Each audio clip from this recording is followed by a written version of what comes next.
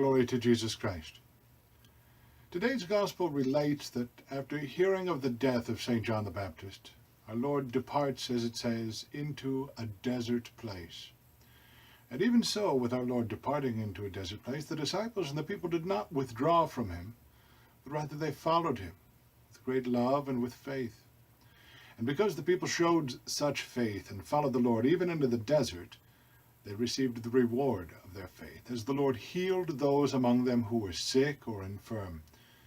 And in recent weeks we've seen how those who approach the Lord with faith have received miraculous healings, which were all done, as the Lord himself said, according to their faith. And so it is today.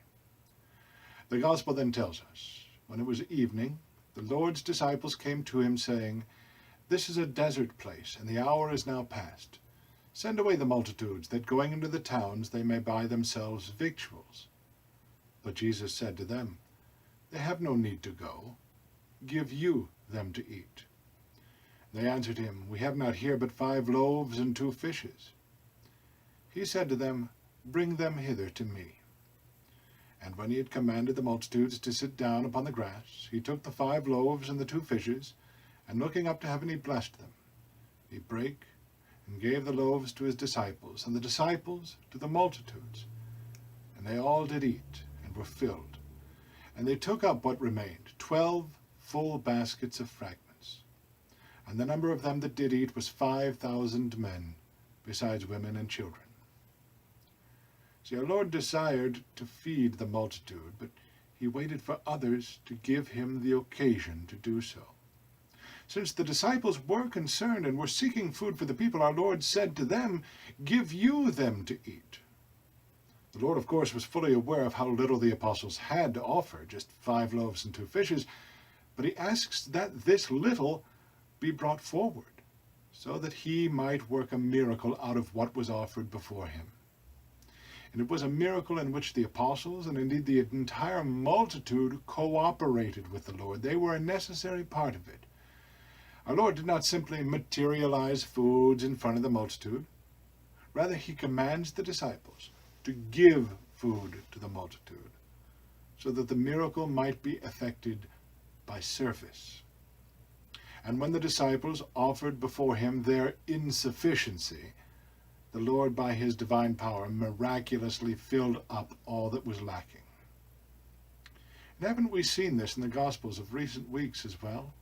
Our Lord's been working great miracles of healing, but in every case the one who was healed cooperated in the miracle by their faith.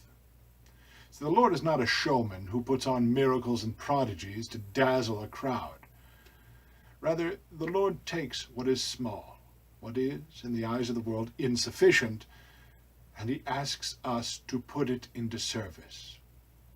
And then he fills it with his own power and grace to make it something far more than simply natural.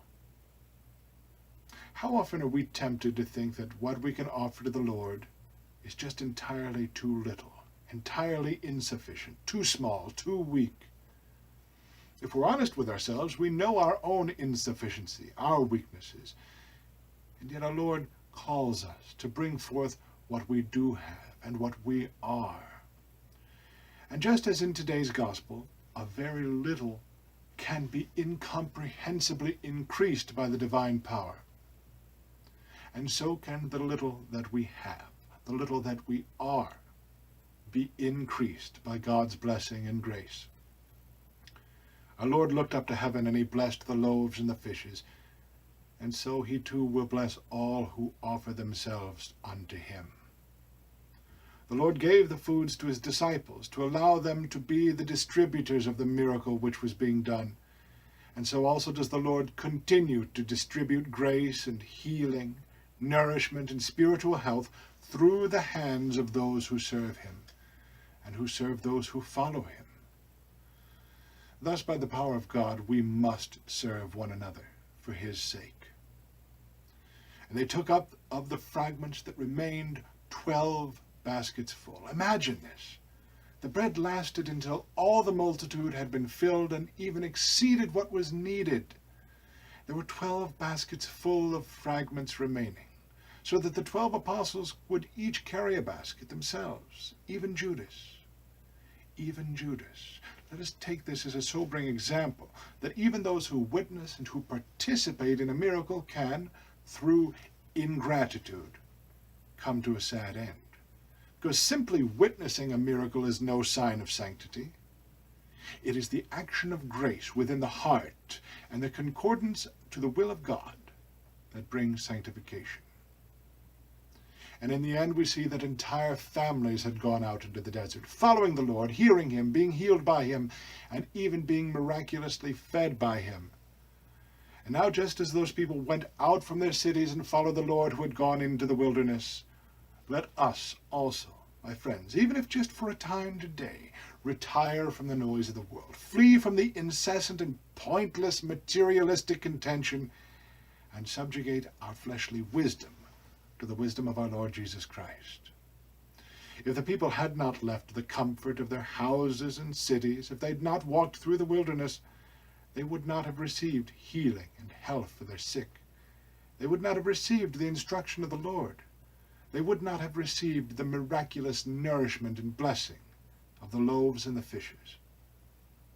So likewise today, let us leave our comfort zones and run to the church of God. Let us, with our entire being, seek and strive that the Lord might feed us, even from our own insufficiency, and deliver us from every evil, and in the age to come, grant us life everlasting.